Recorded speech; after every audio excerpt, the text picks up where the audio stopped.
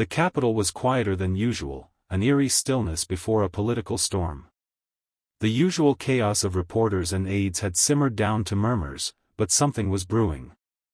Jasmine Crockett stepped out of her office, her heels clicking with intention, a sealed folder in her hand. On the spine, confidential, 8 docs, classified analysis. This wasn't just any day. It was the day everything shifted.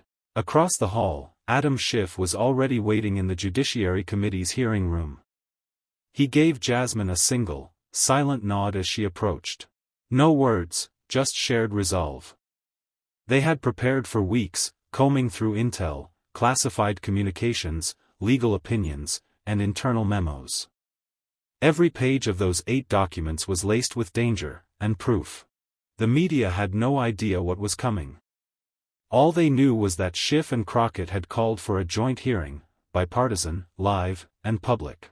And Trump's allies were rattled. Behind the scenes, phones were buzzing. Staffers were pacing. The name, Trump, was being whispered more than spoken. The hearing began with a gavel slam, and Schiff spoke first.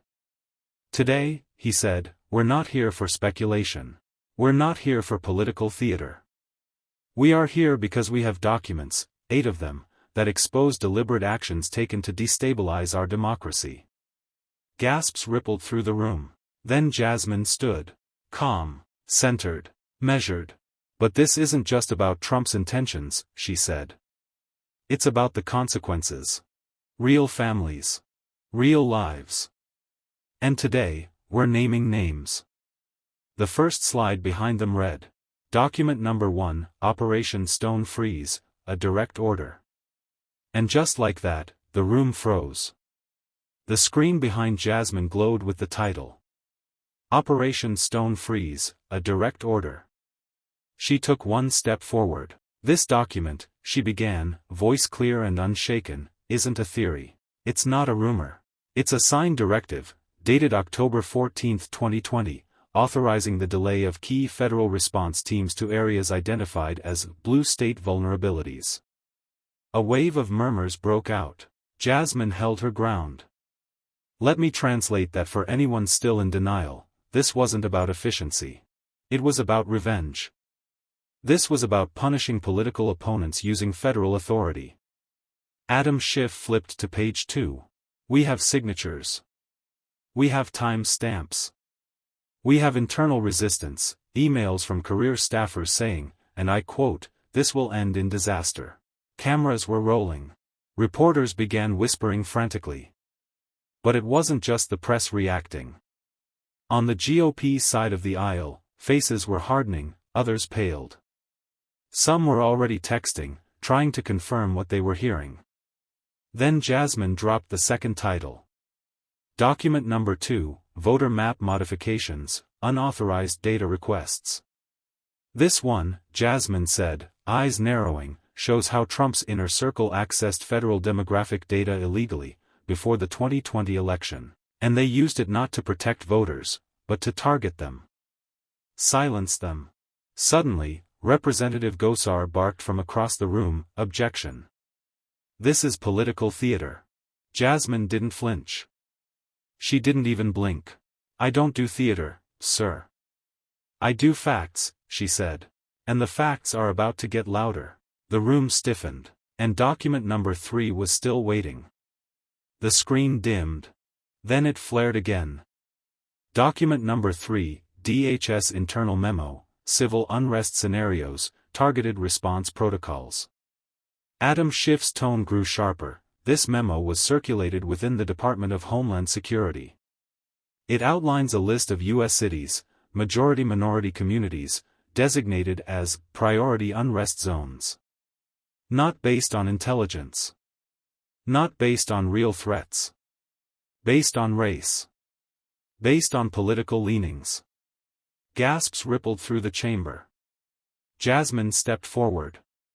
Her hand hovered over the next document like she was defusing a bomb.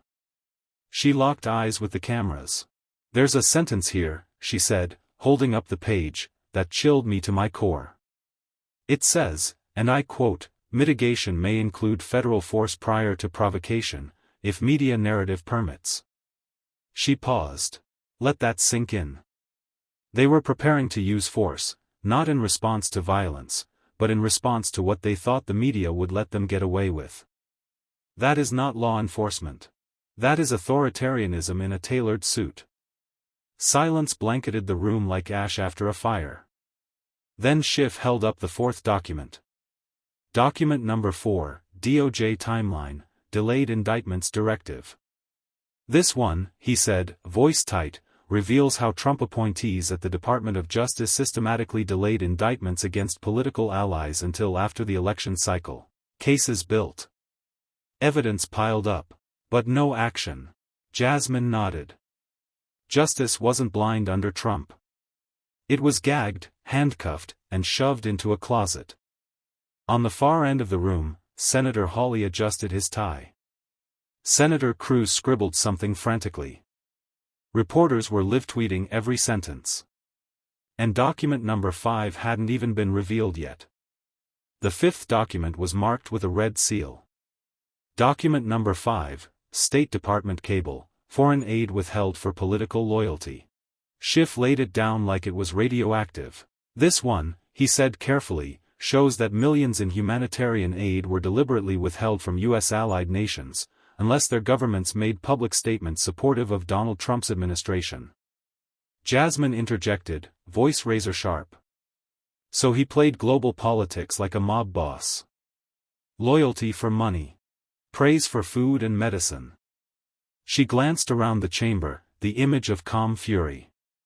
The same man who said he was tough on corruption, was exporting it, like a product.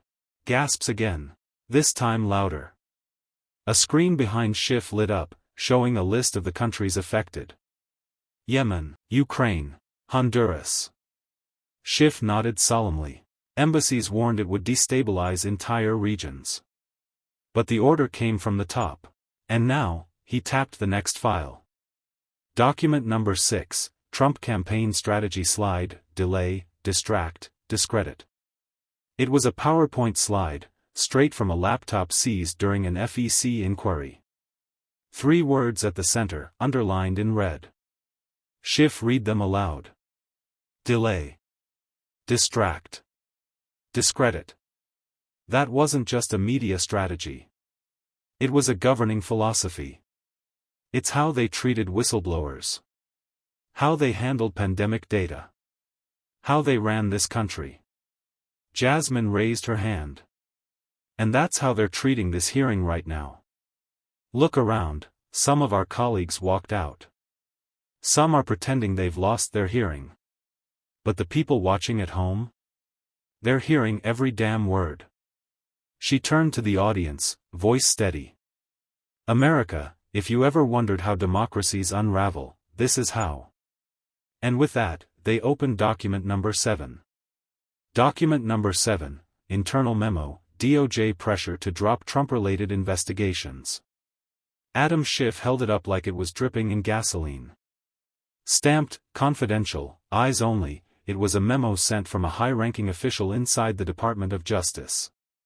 The memo details direct pressure, Schiff said, scanning the pages, on federal prosecutors to halt or delay investigations involving Trump's allies, or Trump himself. He paused. Pressure that came straight from the White House. The chamber vibrated with tension. A few Republican senators exchanged nervous glances. Jasmine didn't miss a beat. Let me say this as clearly as possible, she said, stepping forward. This memo proves obstruction.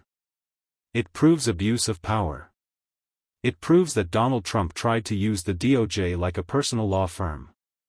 She pointed toward the press gallery, eyes ablaze. Imagine if any other president had done this. We'd already be on Article 2 of impeachment proceedings. Then she turned back to Schiff. What happens to the rule of law, she asked, when the law is told who it can and cannot touch? Schiff's reply was grave.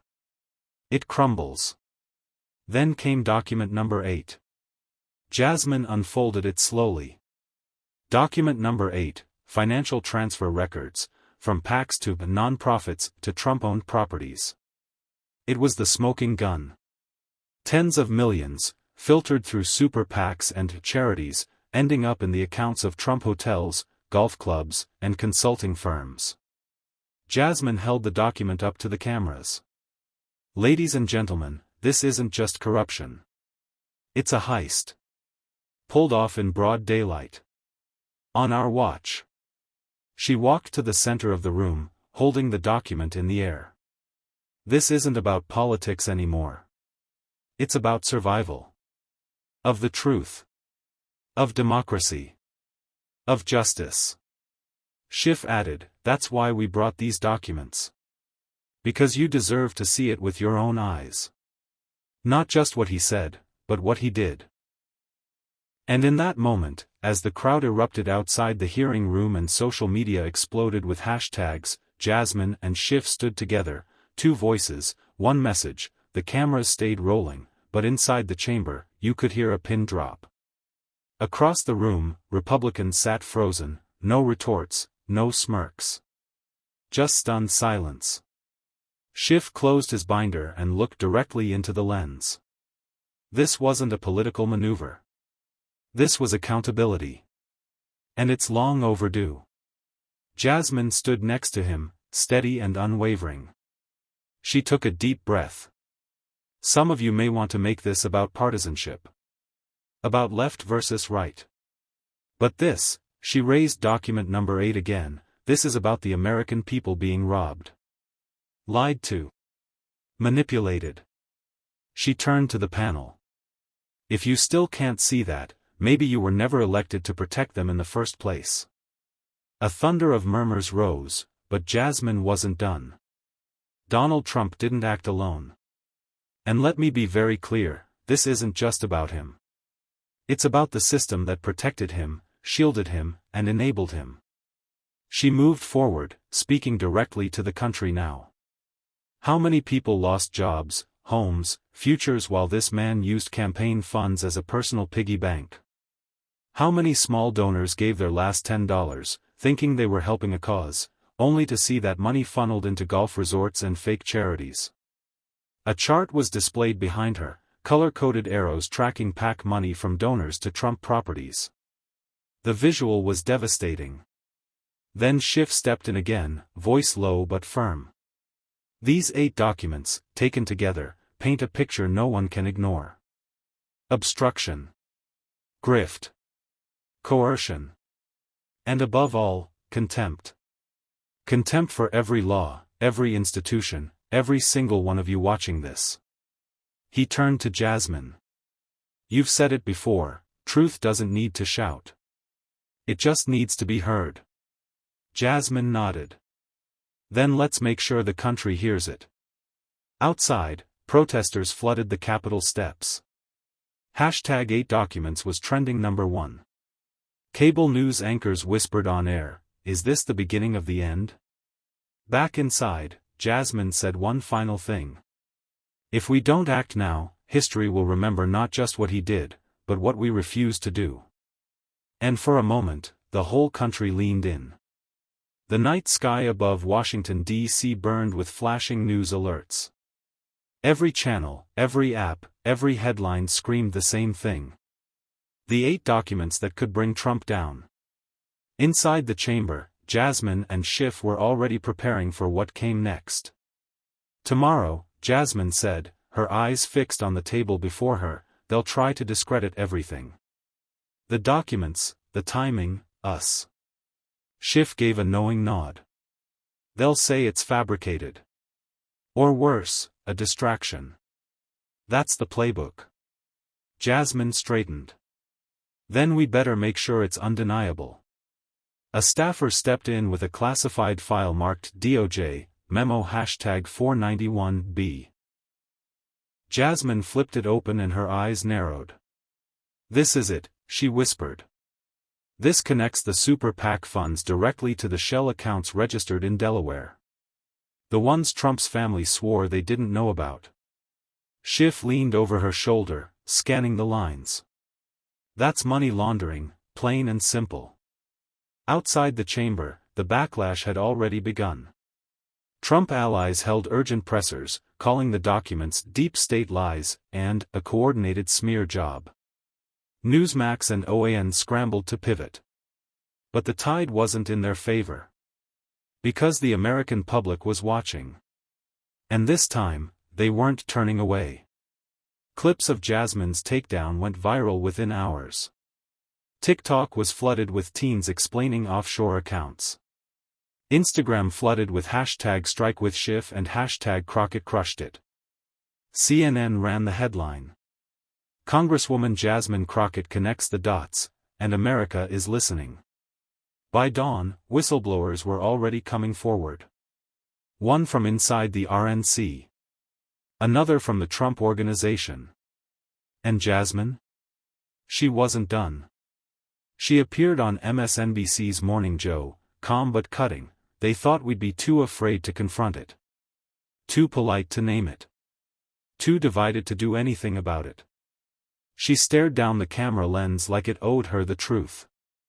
But we're done being afraid. And we're done being quiet. Across the nation, phones rang off the hook in congressional offices. And behind closed doors in Mar-a-Lago, aides scrambled, lawyers whispered, and a certain former president asked a very simple question. How bad is this going to get? The answer? They hadn't even seen the worst yet. It was 8:01 a.m. on the East Coast when Jasmine and Schiff stepped into the Capitol briefing room. The press was already there, CNN, NBC, even Fox. No music. No preamble. No posturing. Just Jasmine, holding up the eighth and final document. She didn't need to shout. Her tone was steady. Surgical. This, she began, is the signed memo approving federal funds to be rerouted, under the guise of a national emergency protocols, to entities directly tied to Trump-owned contractors. Entities that overcharged the American people by millions. Reporters gasped. Schiff didn't blink. This was the climax they'd built toward. Jasmine placed the document on the podium, her eyes scanning the room. You want to know why we're here? Because accountability isn't partisan. Because corruption doesn't retire just because someone lost an election. And because no one, is above the law. One reporter dared to ask, Congresswoman Crockett, do you believe this could lead to criminal charges against Donald Trump? She held his gaze. I don't believe it. I know it. Twitter exploded. She said it. Hashtag no one above the law. Jasmine just lit the match. In a private office upstairs, Adam Schiff took a quiet breath. She just flipped the switch, he muttered. Elsewhere, in Florida, Trump's legal team was already spiraling. He said it was handled, sealed, one aide whispered. Another shook their head. Then why is she holding it in her hand on live TV? Back in the chamber, Jasmine wasn't done. She closed the folder and leaned into the mic. This isn't about revenge. It's about repair. About truth. Because if we can't face our failures, our frauds, we have no business calling ourselves a democracy. The silence that followed wasn't awkward. It was reverent. Reporters typed furiously. Cameramen zoomed in. The American people leaned forward in their chairs. And Schiff, standing just behind her, placed a single hand on her shoulder.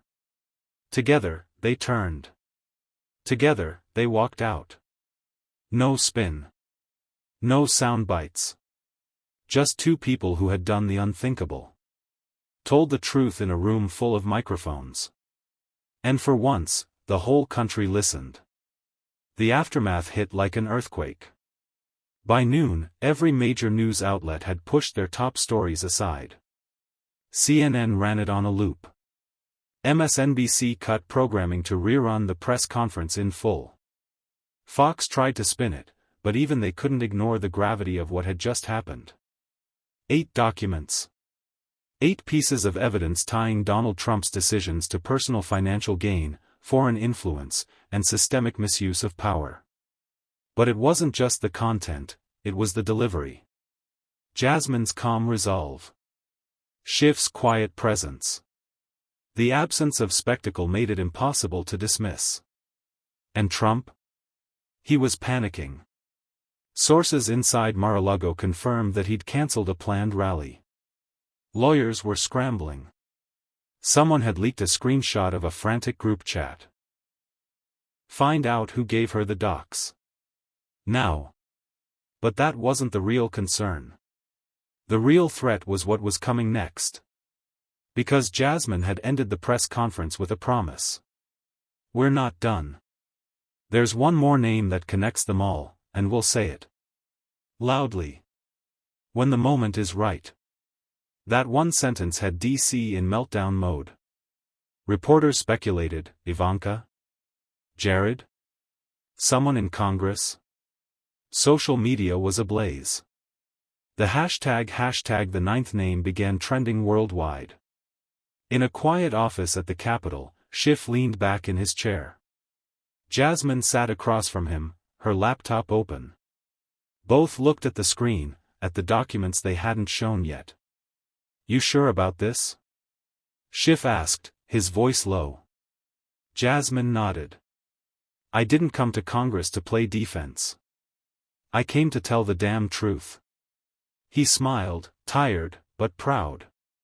You already have. Meanwhile, across town, a former White House official made a quiet call. I saw the file, the voice said. They're going to drop it. You need to prepare. On Capitol Hill, the energy was electric. Jasmine's office was flooded with interview requests, death threats, and thank you letters, all at once. But she remained focused. Tomorrow, she would reveal the ninth name.